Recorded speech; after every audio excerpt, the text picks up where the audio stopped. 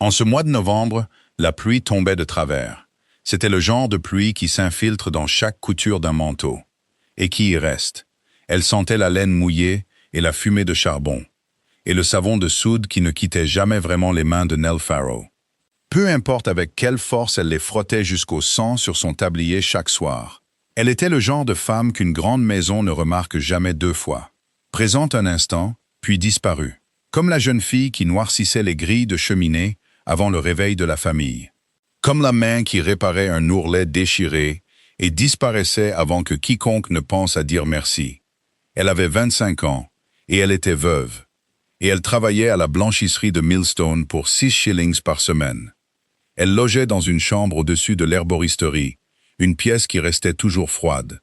Son mari, Tom, était tombé d'une grange 2 hivers plus tôt, une mort rapide et silencieuse.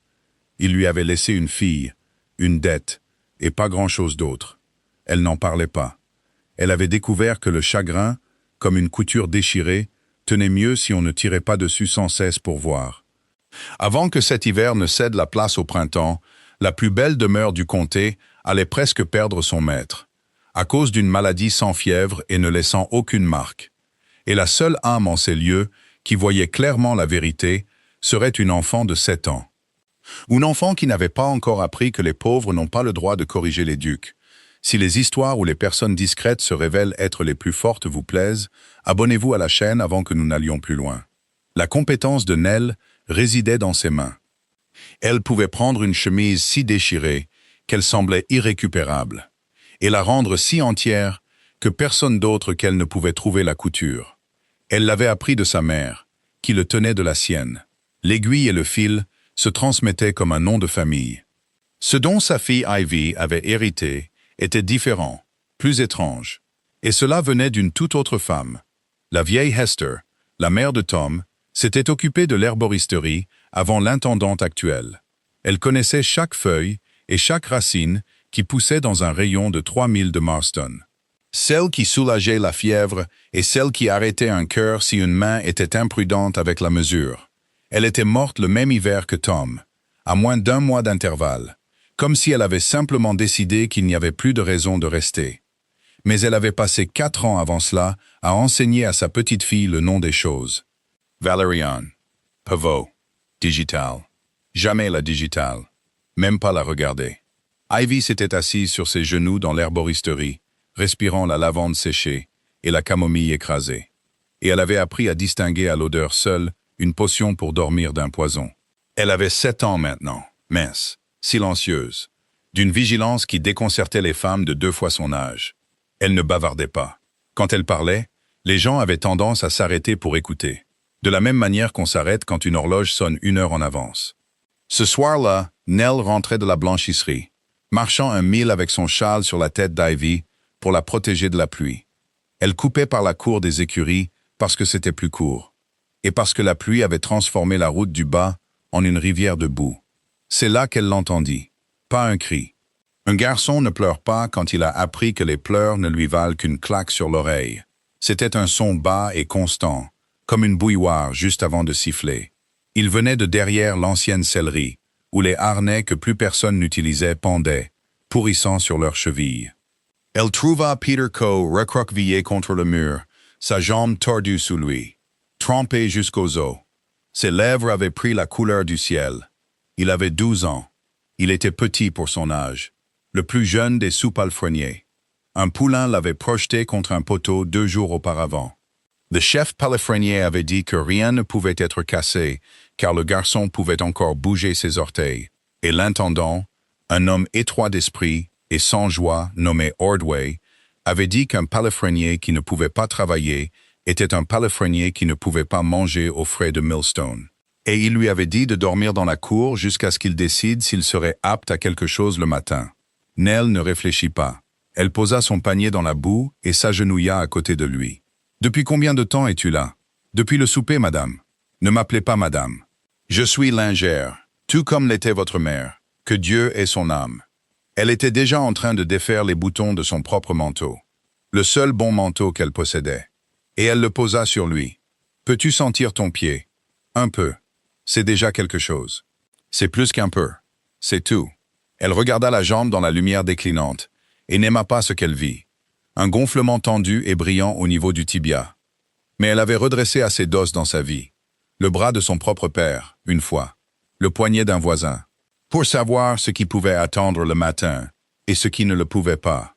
Cela pouvait attendre. Si la jambe restait immobile et au chaud, tu ne dormiras pas ici. C'est de la folie. Peu importe ce que M. Ordway a dit. Il a dit que si on me trouve à l'intérieur, il me mettra dehors pour de bon. Sans référence. Ma mère est morte, madame. Je n'ai nulle part où aller. Ivy, qui n'avait rien dit jusqu'à présent, s'accroupit de l'autre côté du garçon. Elle posa sa petite main à plat sur son front, comme elle avait vu son arrière-grand-mère le faire 100 fois. « Il n'a pas de fièvre, dit-elle. »« C'est bien. Ça veut dire que l'os n'a pas encore provoqué d'infection. » Nell ne demanda pas où une enfant apprenait à dire une chose pareille si calmement. Elle était déjà en train de déchirer une bande de son propre jupon. Elle le fit entrer dans l'ancienne sellerie, au moins à l'abri de la pluie.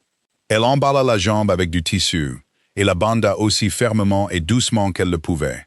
Elle utilisa une lanière de cuir comme attelle, car il n'y avait rien d'autre sous la main. Elle lui donna le quignon de pain qu'elle avait gardé pour son propre souper, et n'y pensa pas à 2 fois.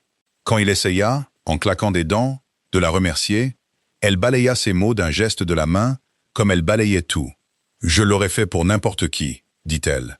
N'en faites pas toute une histoire. Mangez. » Elle ne savait pas qu'un homme se tenait dans le grenier au-dessus d'eux pendant tout ce temps. Immobile, il était monté par l'escalier extérieur 1 heure plus tôt pour examiner une jument boiteuse, et il avait entendu chaque mot à travers les planches. Il était rentré de Londres 2 jours plus tôt et sans prévenir, vêtu d'un simple manteau de voyage sans blason. Pas une seule âme du nouveau personnel de cuisine, embauché cet automne, n'aurait reconnu son visage s'il était passé devant eux dans la cour. Il regarda une lingère donner son seul manteau, son seul pain et sa seule soirée à un garçon qui ne pouvait rien faire pour elle en retour. Elle s'attendait à ce que personne ne le voie et ne demandait rien en retour. Elle ne savait pas alors que l'homme silencieux aux yeux fatigués, dans ce simple manteau, qui s'éclipsa par l'escalier opposé, avant même qu'elle ne lève les yeux, était le duc de Marlstone lui-même. Et qu'il venait de décider, en l'observant à travers les fentes d'un vieux plancher de grenier, qu'il en avait appris plus sur son caractère en 10 minutes que la plupart des hommes n'en apprennent sur leurs propres épouses en 10 ans. Elle enveloppa de nouveau Ivy dans le châle, dit à Peter qu'elle viendrait le voir avant l'ouverture de la blanchisserie. Et elle rentra chez elle sous la pluie, sans son manteau. Elle ne se sentait ni courageuse ni bonne. Elle pensait seulement que le pain était parti et qu'elle devrait trouver une autre solution pour le petit déjeuner. Elle ne dit pas à Madame Pruitt, l'intendante, ce qu'elle avait fait. Carr Ordway aurait appelé cela de l'ingérence. Et l'ingérence pouvait coûter sa place à une femme plus vite que la paresse ne le faisait jamais. Elle alla voir Peter, avant l'aube comme promis, le trouva pas plus mal, et retourna à ses cuves en cuivre, les mains à vif et l'esprit ailleurs. Personne ne la remercia, car personne, à part un garçon de 12 ans et une fille de 7 ans, ne savait qu'il y avait quoi que ce soit à remercier. Et tous deux, à leur manière, gardèrent le silence. Elle se dit que c'était simplement ainsi, que le monde fonctionnait. On faisait la bonne action parce qu'elle devait être faite, et puis on retournait à sa lessive. Et la lessive se fichait de ce que vous aviez fait la nuit précédente. 2 matins plus tard, Peter fut retrouvé, installé dans les quartiers des palefreniers. Sa jambe avait été correctement soignée par un médecin de la ville. Celui-ci était arrivé sans que personne ne l'appelle et était reparti sans donner son nom à quiconque, sauf au chef palefrenier. Et Ordway fut informé par une note descendue de la maison, signée seulement d'une initiale. Le garçon Coe devait conserver son poste et son salaire jusqu'à ce qu'il soit apte à travailler. De plus, l'intendant risquait son propre renvoi s'il se montrait désobéissant en la matière. Ordway lut la note 2 fois, devint pâle, et ne parla plus de mettre quiconque dehors sous la pluie pendant un certain temps. Nell entendit les rumeurs à la blanchisserie cet après-midi-là. On ami de la famille, personne ne semblait savoir qui, s'était intéressé au garçon d'écurie estropié. Et elle pensa, avec un petit soulagement inexplicable, que le monde se remettait peut-être parfois en ordre sans son aide. Elle ne fit pas le lien avec l'homme silencieux du grenier de l'écurie. Car elle ne savait même pas qu'il y avait eu un homme dans le grenier de l'écurie. Elle retourna à ses cuves et n'y pensa plus de la journée, bien qu'elle y penserait de très nombreuses fois avant la fin de l'année. Elle rencontra le duc de Millstone en bonne et due forme 9 jours plus tard. Et il lui fallut une bonne heure pour réaliser qu'elle l'avait déjà rencontré une fois. Madame Pree la fit chercher un mardi, ce qui était assez inhabituel pour faire chuchoter toute la blanchisserie avant même que Nell n'ait séché ses mains. On la demandait à la maison principale, dans le bureau même de l'intendante. On lui dit de garder son tablier, car c'était pour du travail qu'on la voulait, et non pour un scandale. Le linge de sa grâce exige une main plus sûre que celle des filles de l'étage, dit Madame Pruy, sans lever les yeux de son registre. C'était une femme carrée, grise, à la parole sèche, qui dirigeait Millstone depuis 11 ans. Elle avait enterré 2 maris et survécu à 4 intendants, et elle disait tout comme si elle l'avait déjà décidé, et ne faisait que vous en informer. Vous ferez les petites réparations 3 jours par semaine dans la maison. Même salaire que maintenant, plus un shilling. Et vous tiendrez votre langue sur tout ce que vous verrez ou entendrez ici, comme tout le monde. Pouvez-vous faire ça? Oui, Madame Pruitt.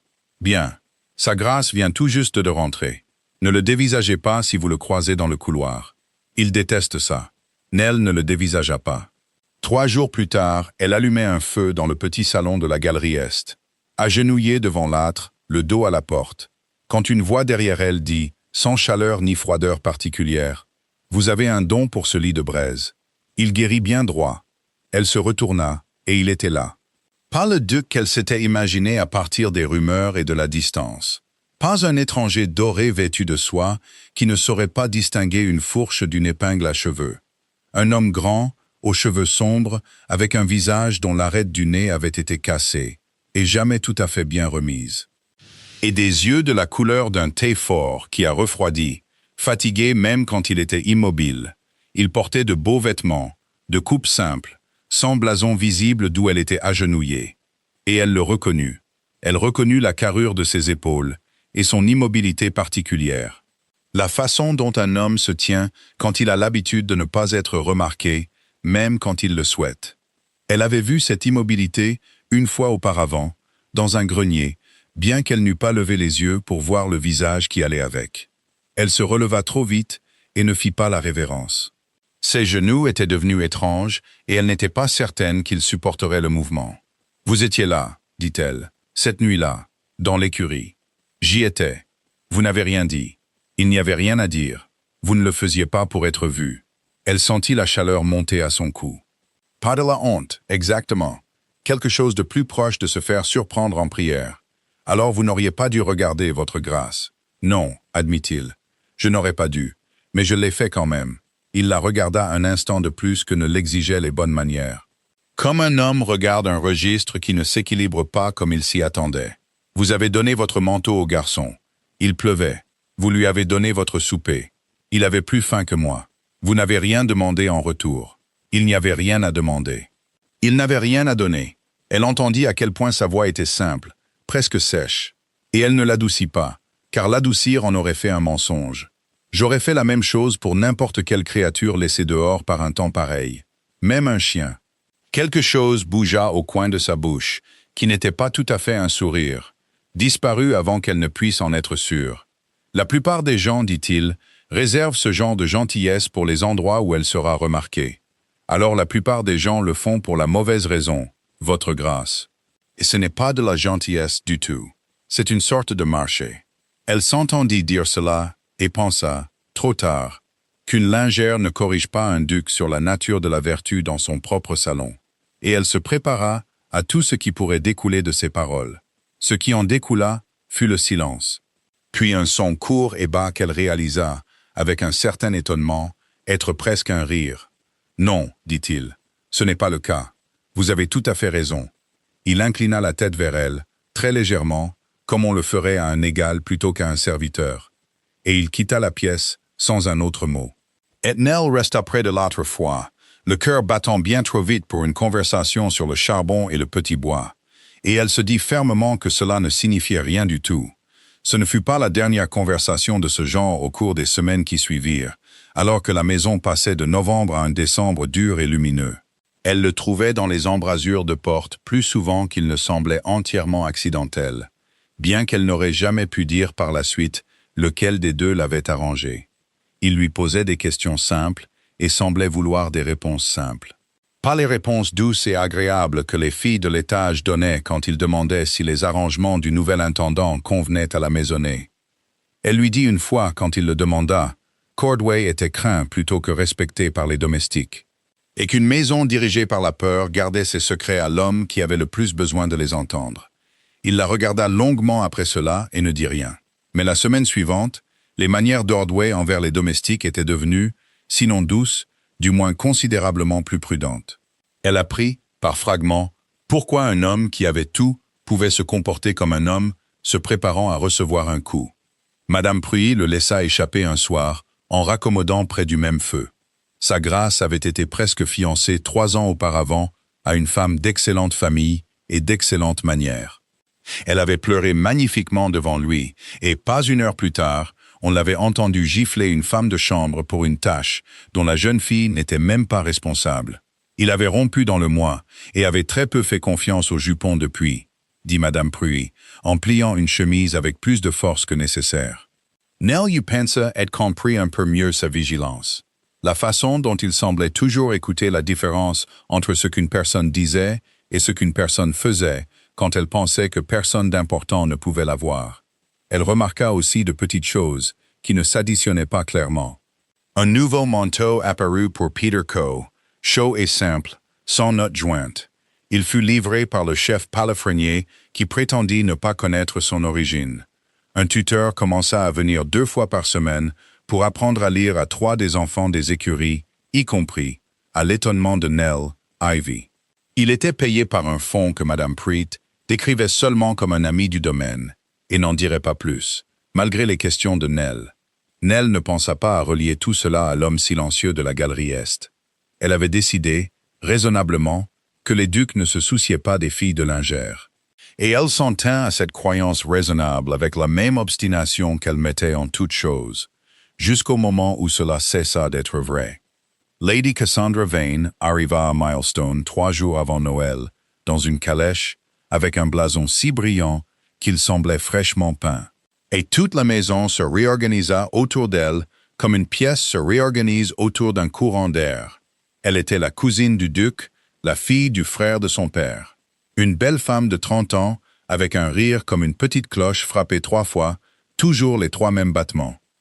Et une façon de regarder les serviteurs qui suggérait qu'elle faisait de l'arithmétique derrière ses yeux, et qu'elle manquait toujours de patience. Elle avait un fils, Julian, âgé de 9 ans, silencieux et observateur d'une manière qui serrait le cœur de Nell, avec quelque chose comme de la reconnaissance. Et il ne fallut pas longtemps à une femme intelligente dans la maison pour comprendre pourquoi Lady Cassandra était venue. Le duc avait 32 ans, n'était pas marié et n'avait pas d'héritier direct. Et si quelque chose de fâcheux devait lui arriver, les administrateurs du duché se tourneraient d'abord vers Julian Vane, et vers sa mère comme la main naturelle pour le guider pendant sa minorité. Nell n'avait aucune raison de penser à tout cela à l'époque. Elle la considérait seulement comme une femme désagréable venue séjourner. Le genre qui sonnait pour le thé et se plaignait qu'il était froid alors qu'il venait d'être monté à l'instant. Le genre dont la femme de chambre changeait 2 fois en 15 jours. Elle n'y pensa guère plus jusqu'à l'après-midi du 22, quand on l'envoya au salon avec un panier de linge raccommodé. Elle y trouva Lady Cassandra devant le feu avec 2 autres dames du voisinage, sans aucun avertissement qu'elle entrait dans quoi que ce soit. « C'est elle, dit Lady Cassandra, avant même que Nell n'ait posé le panier. D'une voix portante, celle d'une femme qui souhaite être entendue. La fille de la blanchisserie, celle qui s'est mise à soigner toutes les créatures errantes du domaine, comme si c'était son ministère personnel. J'entends dire qu'elle a quasiment adopté le garçon d'écurie. Et un tuteur a été trouvé pour son propre enfant aux frais du domaine. On se demande comment une lingère parvient à attirer une telle générosité de personnes qui devraient être plus avisées. Les 2 autres dames rirent, de petits rires polis qui approuvaient tout et ne s'engageaient à rien. Nell posa le panier très soigneusement sur la table la plus proche de la porte. Elle ne répondit pas tout de suite. Elle avait appris à ses dépens qu'une réponse donnée trop rapidement était une réponse donnée en colère. Et la colère était un luxe qu'une lingère avec une fille à nourrir ne pouvait pas se permettre. « Je ne sais pas de quelle générosité vous parlez, madame, » dit-elle enfin. Sa voix ne tremblait pas, bien que ses mains jointes devant son tablier se serraient assez fort pour laisser des marques. « J'ai soigné la jambe cassée d'un garçon, parce qu'elle était cassée, et que j'étais là. Je n'ai rien demandé à personne depuis. Comme c'est touchant. Le sourire de Lady Cassandra ne dépassa pas ses yeux. Et vos mains, ma chère, rouges comme celles d'une poissarde. On peut toujours deviner la vraie place d'une femme par ses mains, quels que soient les airs que le reste d'elle se donne. Mes mains sont rouges parce que je travaille avec, madame. J'aurais honte si elles ne l'étaient pas. Il y eut un petit silence sec. Le genre de silence qui se produit quand un serviteur a dit quelque chose de vrai et que personne dans la pièce ne sait vraiment comment répondre à une vérité dite si simplement. Le rire de cloche de Lady Cassandra revint. 3 battements, mais plus minces cette fois. « Quelle franchise rafraîchissante », dit-elle. « Allez, filez. » Nell ne pleura pas dans les escaliers en descendant, bien que ses yeux la piquèrent tout le long du chemin. Parce qu'elle s'était entraînée des années auparavant à ne pas pleurer là où quelqu'un pourrait la voir. Elle ne savait pas que le duc était arrivé à la porte du salon au dernier moment de l'échange et qu'il avait tout entendu. Et qu'il ne dit rien à sa cousine à ce moment-là, seulement parce qu'il jugea correctement que Nell préférerait être défendue en privé plutôt que d'être donnée en spectacle devant des témoins. Il la trouva à la place 1 heure plus tard, dans le passage silencieux à l'extérieur de la lingerie. Et il dit simplement, « Elle n'avait pas le droit de vous parler de cette façon dans ma maison », d'une voix devenue plate et froide, d'une manière qu'elle ne lui avait pas entendue auparavant. « C'est votre cousine, votre grâce. Elle peut dire ce qu'il lui plaît. Pas dans ma maison, » répéta-t-il. Et ce fut tout. Mais quelque chose dans la crispation de sa mâchoire lui dit que l'affaire n'était pas terminée. Et quelque chose dans sa poitrine, involontaire et malvenu, en fut heureux. Elle se retira après cela, tout de même, comme une main brûlée se retire d'un second feu, sans attendre de voir si elle brûlerait vraiment 2 fois. Les conversations des domestiques étaient devenues plus méchantes que le commentaire de Lady Cassandra dans le salon. Les serviteurs étant des serviteurs. Il y avait toujours quelqu'un prêt à dire qu'une lingère visait au-dessus de sa condition, cherchait les faveurs, jouait la veuve pitoyable pour amadouer la garde d'un duc solitaire. Nell en entendit assez, de seconde main et méchamment, pour écrire une courte note à Madame Pruitt. Elle demandait à être libérée des travaux de couture de la maison et à retourner entièrement à la blanchisserie. Là au moins, les commérages ne pourraient pas la suivre sur 3 étages. Elle se dit que c'était du bon sens, et non de la lâcheté.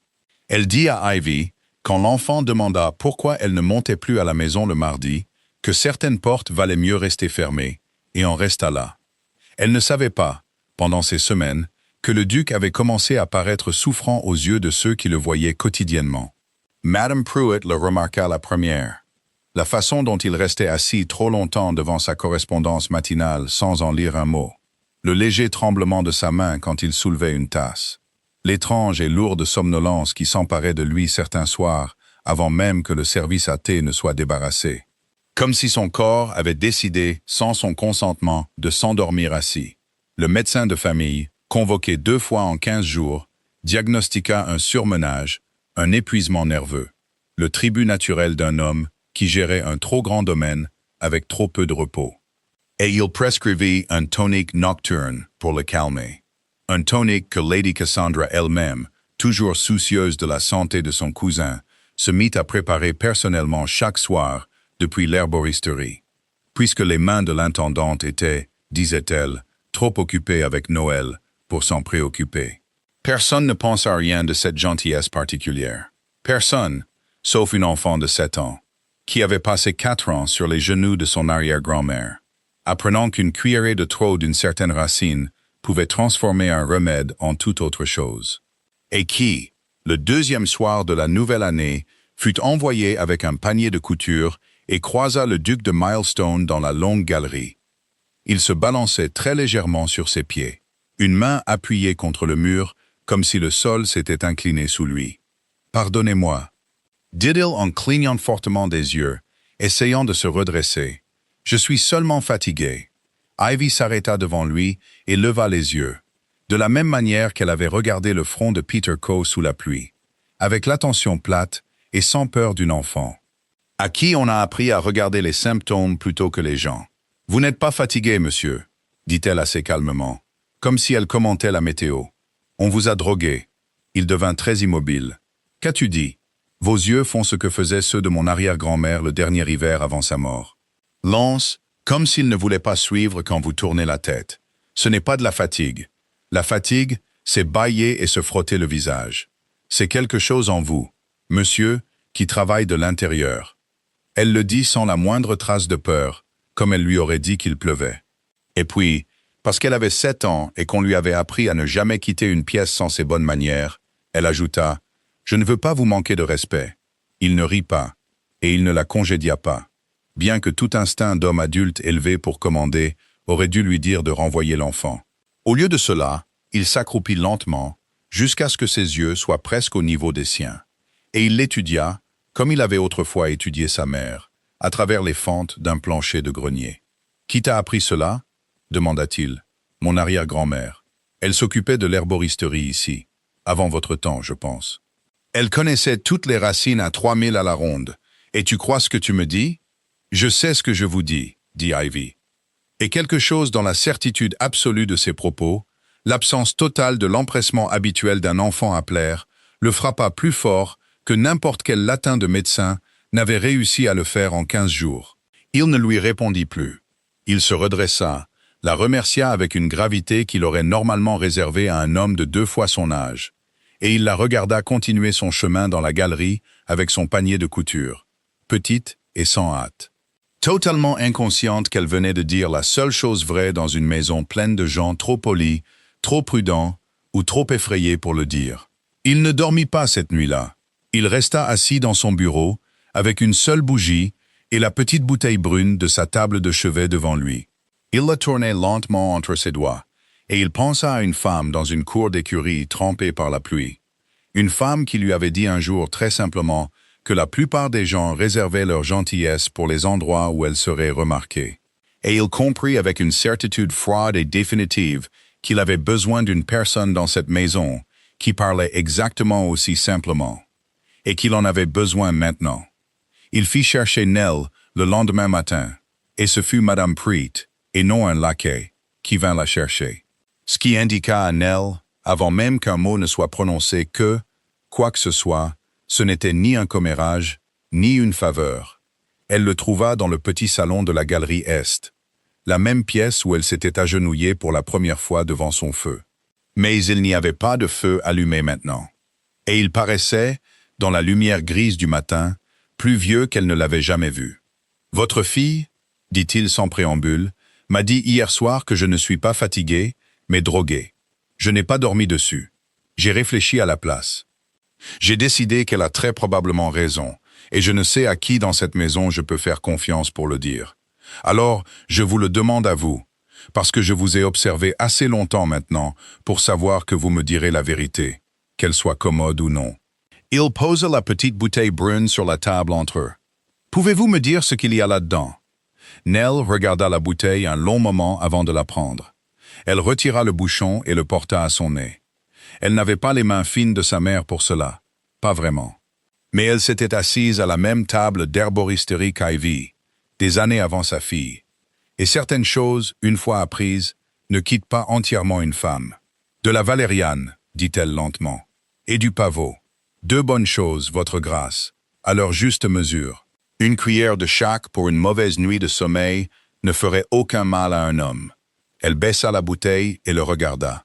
Son visage était devenu prudent, comme il le devenait quand elle était sur le point de dire quelque chose qui ne pouvait être repris. Ce n'est pas une cuillère, c'est près de 4 fois une cuillère, à l'odeur. Nuit après nuit, et du pavot accumulé de cette façon fait plus qu'aider un homme à dormir. Ça le ralentit, ça l'embrume. Un médecin qui doserait un patient aussi lourdement pendant 15 jours d'affilée serait soit un très mauvais médecin, soit il saurait exactement ce qu'il fait, et voudrait que cela ressemble à autre chose. Qui le prépare? Nell hésita, car elle comprit, avant même qu'il ne pose la question suivante, où tout cela menait. Et elle comprit aussi qu'il n'y avait aucun moyen de répondre honnêtement sans pointer du doigt l'invitée la plus noble de la maison. Je ne sais pas avec certitude, votre grâce. Je ne connais que les rumeurs des domestiques. Ils disent que Lady Cassandra a pris sur elle de préparer votre tonique nocturne ces dernières semaines. Par gentillesse, disent-ils, pour épargner cette peine à l'intendante. Il resta très silencieux un long moment, et quand il parlait de nouveau, sa voix était devenue plate, comme elle l'avait été devant sa porte le jour du salon, froide et définitive. « Si je suis déclaré inapte à gérer mes propres affaires, dit-il, à moitié pour lui-même, les administrateurs se tournent ensuite vers mon plus proche parent masculin, encore mineur, le fils de ma cousine. Et ma cousine, en tant que sa mère, gérerait tout en son nom jusqu'à sa majorité. 10 ans, peut-être 12. Il leva les yeux vers Nell, et pour la première fois depuis qu'elle le connaissait, il y avait quelque chose de presque effrayant sur son visage, rapidement maîtrisé. Un enfant m'a dit hier soir une vérité que 3 médecins et une maisonnée pleine d'adultes ont manqué ou ont choisi de ne pas voir. Elle est très observatrice, dit Nell doucement. Son arrière-grand-mère était pareille. Elle est plus qu'observatrice. Elle m'a peut-être sauvé la vie, ou presque. Et elle l'a fait de la même manière que vous avez soigné la jambe de ce garçon sous la pluie, sans qu'on le lui demande, sans s'attendre à être cru. Il reposa la bouteille et la regarda comme si c'était quelque chose de venimeux, ce qui, à sa manière, était maintenant le cas. Je commence à comprendre quelque chose à propos de cette maison, Madame Farrow, que j'aurais dû comprendre bien plus tôt. Les personnes les moins surveillées sont très souvent celles qui méritent le plus d'être observées. Ce fut Madame Pruitt, le soir même, qui trouva la preuve irréfutable. Un tiroir verrouillé dans le petit secrétaire que Lady Cassandra utilisait dans ses appartements, ouvert avec le passe-partout de l'intendante, et son mépris de longue date pour ce qu'elle était et n'était pas strictement autorisée à faire dans son propre domaine. À l'intérieur se trouvait un registre d'apothicaire de la ville à 3000 de là. Il montrait des achats réguliers de teinture de pavot en quantité qu'aucun tonique domestique ne pourrait jamais justifier. Chaque achat était signé, non pas de la main de Lady Cassandra, mais de celle d'un serviteur clairement instruit et clairement effrayé. Ainsi qu'une lettre à moitié écrite à un avocat de Londres. Elle s'enquérait, dans un langage prudent et détourné, des preuves qu'une famille pourrait avoir besoin de présenter devant un tribunal pour faire déclarer un père incapable de gérer son propre domaine. Madame Pruitt la porta elle-même au duc, et c'est au cours de ce même échange silencieux qu'elle lui dit, toujours aussi sèchement, mais avec quelque chose d'incontestablement plus doux en dessous, qu'il n'était pas le seul dans cette maison à garder des secrets d'une nature plus bienveillante. Elle lui raconta ce que le personnel des étages inférieurs avait reconstitué au cours de l'automne. Le manteau de Peter Coe, le tuteur pour les enfants des écuries, le médecin qui était venu sans donner son nom, le mot discret à Ordway qui l'avait adouci du jour au lendemain. Tout cela, chaque fil, remontait à la même source. Un fonds que le duc avait établi la semaine même de son retour de Londres. Et il avait fait jurer le silence à Madame Pruitt, demandant seulement que, quel que soit le bien que cela fasse, ce soit fait sans que son nom y soit attaché. « Vous auriez pu le lui dire, » dit Madame Pruitt, en parlant de Nell, croisant les mains comme elle le faisait, quand elle avait décidé qu'une chose devait être dite, qu'on lui demande son avis ou non. Elle vous croit un homme froid, votre grâce, alors que vous êtes tout le contraire. Elle pense que la gentillesse dans cette maison vient de nulle part, comme le temps qu'il fait. Je ne l'ai pas fait pour être remercié. Non, admit Madame Pruitt, mais vous pourriez, de temps en temps, faire savoir à une personne où adresser ses remerciements, ne serait-ce que pour qu'elle cesse de se croire seule au monde.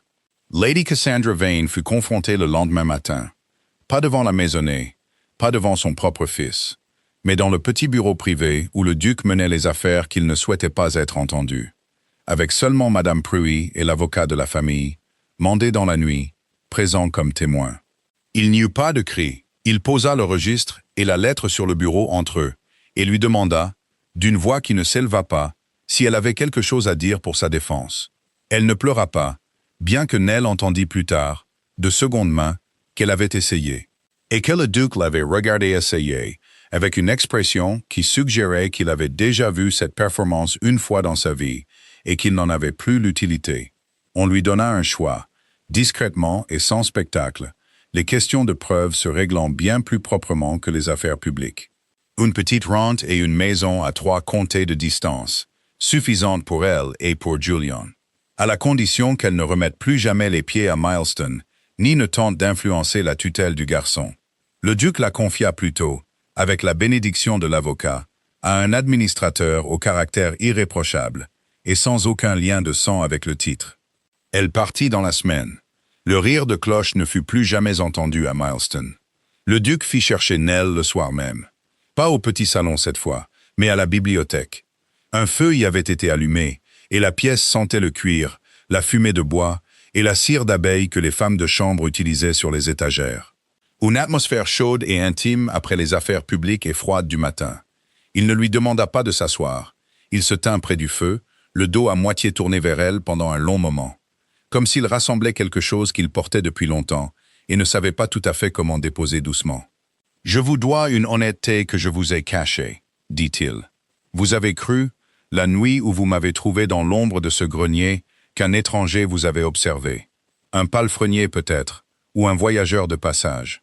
Je vous ai laissé le croire bien plus longtemps que l'honnêteté ne le permettait. Parce que j'ai découvert que je ne voulais pas être le duc pour vous. Je voulais, pour des raisons que je ne peux nommer que maintenant, être simplement l'homme qui avait vu ce que vous faisiez quand vous pensiez que personne d'important ne regardait. Vous auriez pu me le dire plus tôt. J'aurais pu. Je me suis dit que c'était de la prudence. C'était, en vérité, plus proche de la lâcheté.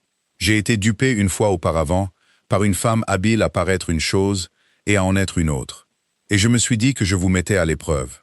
Alors que ce que je faisais vraiment, c'était me protéger. Me protéger de découvrir que vous étiez exactement ce que vous sembliez être. Parce que cela signifierait que je n'aurais plus d'excuses pour ne pas vous aimer. Elle resta très immobile à ces mots, les mains jointes fermement devant son tablier. Comme elle l'avait été dans le salon le jour où Lady Cassandra avait dit que ses mains étaient rouges comme celles d'une poissarde. C'est beaucoup dire à une lingère, votre grâce. C'est beaucoup dire à n'importe qui. Il se trouve que c'est vrai, peu importe qui l'entend. Il se tourna pour lui faire face complètement maintenant. Je voulais voir qui vous étiez quand vous croyiez que personne d'important ne regardait. C'est le seul test qui dit toujours la vérité sur une personne.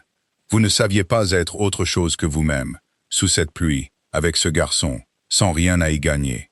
C'est pourquoi je suis ici maintenant et pas avant. Parce qu'il m'a fallu tout ce temps pour être assez honnête pour mériter d'être ici. Et que voulez-vous de moi, après avoir vu cela? Rien ce soir, dit-il. C'est tout ce que je suis venu dire. Je ne vous demanderai pas de me répondre maintenant. Je vous le demanderai à nouveau au printemps, si vous me le permettez. Et votre non sera tout aussi en sécurité avec moi que votre oui le serait. J'ai eu assez dans ma vie de réponses données parce que quelqu'un sentait qu'il le devait. Je préférerais attendre tout l'hiver pour une vérité que de prendre un mensonge en un après-midi. Elle ne lui répondit pas non plus cette nuit-là. Mais pas cette fois parce qu'elle n'avait rien à dire, mais parce qu'elle découvrit qu'elle avait besoin du silence pour contenir ce qu'il avait dit, avant de se faire confiance pour parler sans que sa voix ne tremble. Le printemps arriva lentement à Malstone cette année-là, comme il le faisait toujours. La boue avant le verre, et le verre avant la première vraie chaleur. Et pendant tout ce temps, le duc tint exactement sa parole. Il ne la pressa pas. Il venait au petit salon certains soirs, quand son travail de couture l'amenait à la maison, et il parlait simplement du domaine. Dès la jambe de Peter Coe, Gary, droite et assez forte maintenant pour qu'il ait commencé à monter à cheval avec le chef palefrenier.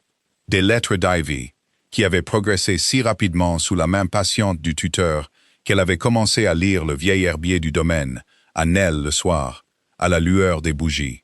Elle déchiffrait les longs noms latins que son arrière-grand-mère n'avait jamais que prononcés. C'est un soir d'avril, avec les fenêtres ouvertes sur une odeur d'herbe nouvelle et de terre retournée, qu'il lui demanda à nouveau. Et cette fois, il ne resta pas de l'autre côté de la pièce pour le faire. Il traversa jusqu'à l'endroit où elle était assise avec sa couture et s'agenouilla, comme il s'était agenouillé une fois devant Ivy dans la longue galerie pour que ses yeux soient au niveau des siens. « Je vous ai promis que je demanderais une fois de plus au printemps, dit-il. Je vous le demande, Nell Farrow. Voulez-vous m'épouser? Pas parce que je vous dois une dette pour ce que votre fille a vu, et pas parce que j'ai l'intention de vous sauver d'un baquet de blanchisserie, car vous n'avez jamais eu besoin d'être sauvé de toute ma vie. Je vous le demande parce que vous êtes la personne la plus honnête que j'ai jamais rencontrée. Et je découvre que je ne peux imaginer une seule soirée du reste de ma vie que je ne préférerais pas passer à entendre votre simple vérité plutôt que la flatterie de n'importe qui d'autre. J'ai des conditions, votre grâce. » Sa voix était stable, bien que ses mains posées sur ses genoux ne l'étaient pas tout à fait. « Nommez-les.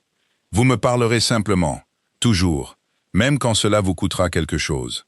Vous ne me laisserez plus jamais croire un mensonge pour mon propre confort, aussi bien intentionné soit-il. Et quoi que je sois pour vous, épouse ou duchesse, ou quel que soit le mot que la loi voudra mettre dessus, je garderai le reste de moi-même.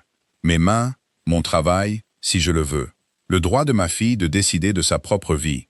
Je ne serai pas pliée et mise dans un tiroir comme une belle chose gardée pour l'exposition. Acceptez, dit-il, chaque partie, et avec plaisir. Et quelque chose sur son visage, en la regardant, était devenu entièrement sans défense pour la première fois depuis qu'elle le connaissait. Alors oui, dit-elle, c'était le seul mot dont elle avait besoin. Il prit alors sa main et en retira le gant doigt par doigt, lentement et délibérément. Et il pressa sa bouche une fois sur ses jointures nues. Et elle ne se retira pas, bien que sa respiration soit devenue courte et rapide. Il ne l'embrassa pas plus que cela. C'était suffisant ce soir de printemps pour deux personnes qui avaient chacune passé si longtemps à apprendre à ne rien attendre, pour recevoir exactement ce qu'elles n'avaient pas demandé. Ils se marièrent en juin, discrètement, dans la petite chapelle de Marston plutôt qu'en ville. Bien qu'un mariage discret de duc soit toujours plus grandiose que la plupart des mariages que le comté ait jamais vus. Et Peter Coe se tenait parmi les témoins du domaine, sur des jambes qui ne souffraient plus du mauvais hiver, qui lui avait presque coûté sa place. Evie marcha devant sa mère dans la courte allée, portant une poignée de la première lavande du jardin de l'herboristerie, parce que Madame Pree avait insisté sur le fait que la vieille Hester l'aurait voulu ainsi. 1 an plus tard, presque à la semaine près, le feu dans le petit salon brûlait doucement. Un soir très semblable à celui où tout avait commencé, et Nell était assise devant, avec un panier de couture qu'elle n'avait plus strictement besoin de faire, mais qu'elle faisait quand même, parce que ses mains n'avaient jamais appris à rester inactives, et ne voulaient pas le faire maintenant. Ivy, 8 ans et plus grande, était assise en tailleur sur le tapis de la cheminée, avec le vieil herbier ouvert sur ses genoux, déchiffrant un nouveau mot à voix basse. Peter Coe, maintenant apprenti du chef palefrenier, était rentré dans sa propre petite maison sur le domaine, avec un salaire suffisant pour la garder au chaud. Le nom de Lady Cassandra Vane était rarement prononcé à Malstone désormais, et quand il l'était, c'était sans animosité, comme on parle d'une vague de froid passée depuis longtemps et sans danger. Son fils Julian écrivait au duc 2 fois par an, des lettres prudentes et pleines d'espoir depuis la maison de l'administrateur, à 3 comtés de là.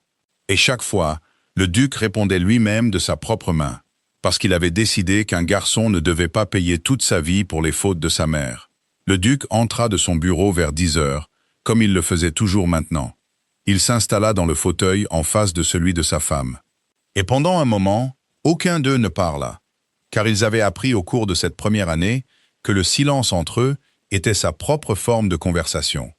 Il tendit enfin la main et prit la sienne, la retirant de sa couture. Il enleva le gant, doigt par doigt, comme il l'avait fait ce premier soir de printemps.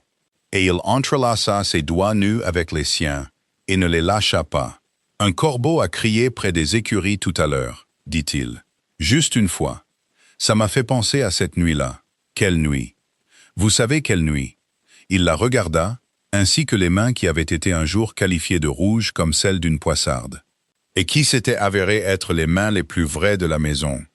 J'ai pensé, plus d'une fois cette année, que je n'aurais peut-être jamais appris à vous connaître du tout. Si vous aviez fait ce que la plupart des gens font, et détourné le regard d'un garçon laissé sous la pluie. Parce que ce n'était pas votre problème à régler. Il pleuvait, dit simplement Nell. Quelqu'un devait le faire. Il sourit à cela. Le petit sourire peu habitué dont elle avait appris, au cours d'une année de mariage, qu'il valait plus de sa part que le rire entier d'un autre homme. Et il ne dit rien de plus, car rien de plus n'avait besoin d'être dit. Dehors, le corbeau cria une fois de plus, puis se tut. Le feu se tassa. Les gants gisaient oubliés sur le bras de son fauteuil, et aucun d'eux ne bougea pour les ramasser. Le caractère, disait le vieil adage de l'herboristerie, n'est jamais que ce qu'une personne fait quand elle croit que personne d'important ne la regarde. Et cela s'était avéré, à Milestone, être la seule mesure qui n'avait jamais menti.